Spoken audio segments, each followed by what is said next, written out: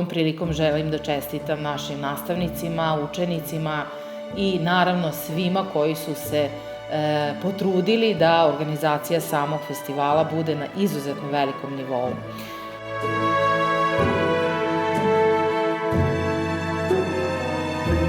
Evo završen je i 68. festival Zajednice muzičkih i baletskih škola Srbije.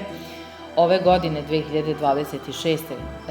U maju mesecu, Muzička škola Subotica je bila domaćin svih muzičkih škola iz cele Srbije.